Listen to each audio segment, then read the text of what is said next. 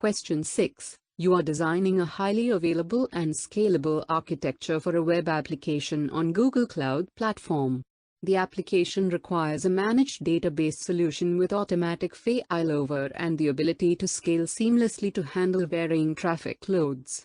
You also need to minimize operational overhead. The application uses a relational database.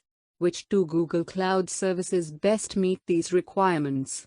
A. Cloud SQL for MySQL with a single zone deployment and automatic backups enabled.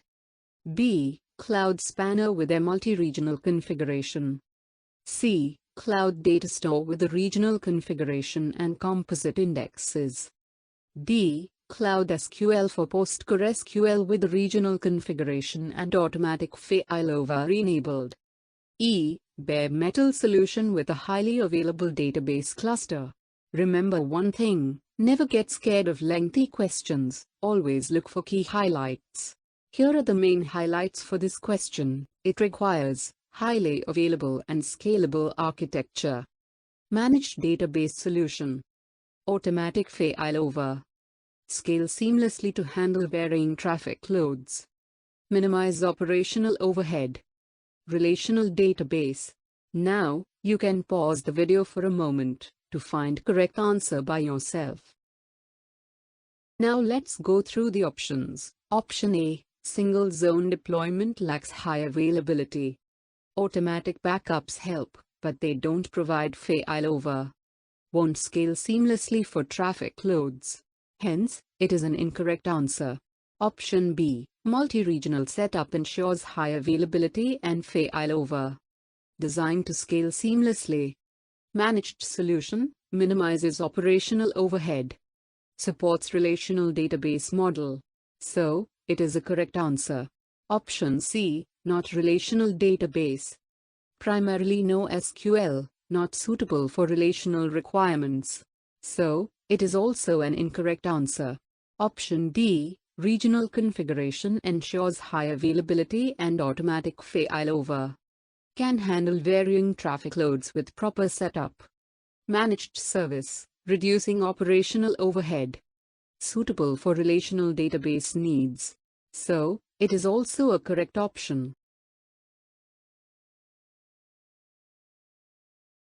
Option E. High operational overhead. Not fully managed, requires more maintenance. It's also an incorrect answer. Now, let's proceed with next question. Question 7. You are tasked with optimizing the performance of a compute-intensive workload running on Google Kubernetes Engine, GKE. The workload utilizes custom containers based on Ubuntu and requires access to GPUs. You observe that container startup times are significantly longer than expected. Which of the following actions is most likely to improve container startup time? Option A. Use Container Optimized OS, COS, as the node image for your GKE cluster. Option B. Increase the number of nodes in the GKE cluster. Option C. Configure horizontal pod auto-scaling for the deployment. Option D. Enable preemptible VMs for the GKE nodes. Here are the main highlights for this question. Optimizing performance of a compute-intensive workload on GKE. Workload uses custom containers based on Ubuntu and needs GPU access. Container startup times are longer than expected. Now, you can pause the video for a moment to find correct answer by yourself. Now let's go through the options. Option A. COS is designed to run containers efficiently, with faster startup times due to its minimal OS footprint and optimizations specifically for container workloads. It can significantly reduce the overhead associated with starting containers, compared to a general-purpose OS, like Ubuntu. Hence, it is a correct answer.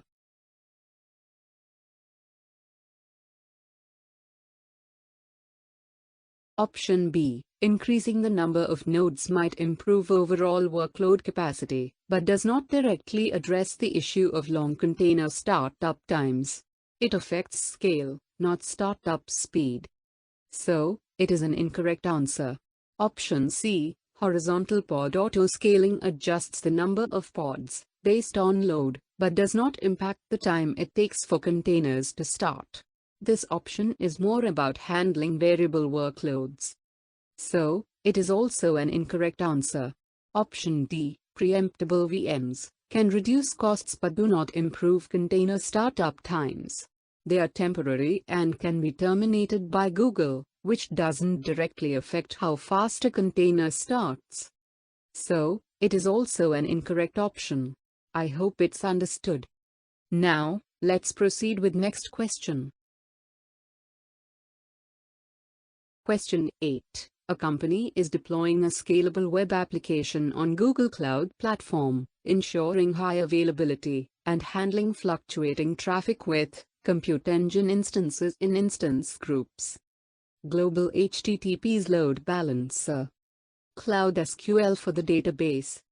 Cloud storage for static content. Security requirements specify that only load balancer traffic can access the compute engine instances. Developers' access is restricted to non-production resources. What two configuration options meet these security needs? Select 2. Option A. Configure firewall rules to allow ingress traffic only from the load balancer's IP ranges and deny all other ingress traffic to the compute engine instances. Option B. Assign a service account with full permissions to the compute engine instances and manage developer access through IAM roles granting broad project access. Option C. Enable Cloud Armor with a custom security policy to filter incoming HTTP's requests before they reach the load balancer. Option D. Use VPC service controls to create a service perimeter that includes production resources, restricting developer access to only non-production projects. Option E. Implement Identity-Aware Proxy (IAP) for the compute engine instances to enforce user authentication before allowing access. We will use the options elimination technique, which can be fruitful when we have multiple complex options or a lengthy question. Here are the main highlights for this question. Load balancer traffic can access compute engine instances.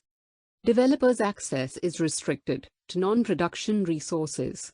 Now, you can pause the video for a moment to find correct answer by yourself.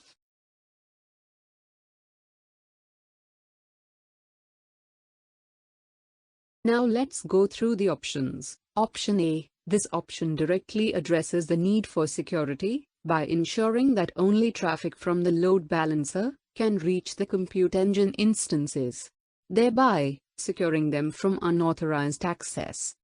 Hence, it is a correct answer. Option B. This option does not limit access to compute engine, as it gives full permissions to the service account, which could lead to security risks. Also, it doesn't restrict developers specifically to non-production resources. So, it is an incorrect answer. Option C. While Cloud Armor can provide additional security, it does not restrict access to the compute engine instances, which is a specific requirement of the question. Instead, it focuses on filtering HTTP's requests. So, it is also an incorrect answer. Option D. This option restricts developers' access to only non-production resources, aligning with the requirement to limit their access in production environments. So, it is also a correct option.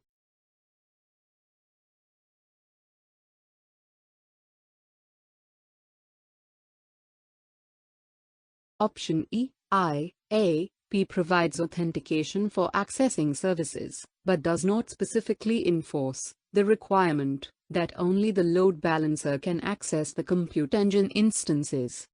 So, it is also an incorrect answer.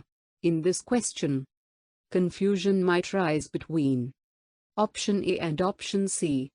While both options involve security, Option A is focused on restricting access to the compute engine directly from the load balancer, while Option C is about filtering incoming requests before they reach the load balancer. Therefore, while both provide layers of security, Option A directly fulfills the access restriction requirements stated in the question. I hope it is clear. Now, let's proceed with next question. Question 9. You need to automate the deployment of a Kubernetes cluster on Google Kubernetes Engine (GKE) that ensures each node is encrypted at rest and uses a private IP. Which configuration option should you include in your cluster setup? Option A. Set enable shielded nodes to false and configure node locations to private subnets. Option B. Use shielded GKE nodes by setting shielded instance configure and enable private nodes by setting private cluster to true. Option C. Enable workload identity and set master authorized networks to restrict access. Option D. Configure node auto provisioning with encryption at rest set to true and use private nodes set to true. Here are the main highlights or keywords for this question. Automate the deployment of a Kubernetes cluster on Google Kubernetes Engine (GKE). Each node is encrypted at rest. Uses a private IP. Now, you can pause the video for a moment to find correct answer by yourself. Now let's go through the options. Option A. This option disables shielded nodes, which are necessary for encryption at rest. Using private subnets alone does not ensure node encryption. Hence, it is an incorrect answer. Option B. Shielded GKE nodes provide enhanced security features, including encryption at rest for each node. Setting private cluster to true ensures that the nodes use private IPs only. So, it is a correct answer. Option C. This option focuses on access management, rather than ensuring node encryption and private IP usage. It does not address the need for encryption at rest, or private IP set up for nodes. So, it is also an incorrect answer. Option D. In this option, node auto provisioning is more about scaling and does not directly relate to the features needed for encryption or private IPs.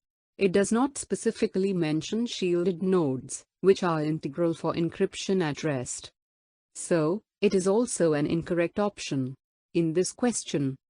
Options C and option D could lead to confusion. Option C gives the impression of security through access control, which is important, but it doesn't focus on encryption or private IPs. Option D mentions encryption and private nodes, but it does not involve shielded nodes, which are essential for encryption at rest. Thus, while these options seem somewhat relevant, they do not satisfy all requirements in the question. Now, let's proceed with next question. Question 10. A development team needs to deploy a serverless application using cloud functions that interacts with a cloud pub, subtopic, and accesses secrets stored in Secret Manager. They require that the function has the minimal necessary permissions to perform its tasks. Which IAM roles should be assigned to the Cloud Functions Service account to meet these requirements? Option A. roles/pub/sub.editor and roles/secretmanager.secretaccessor. Option B.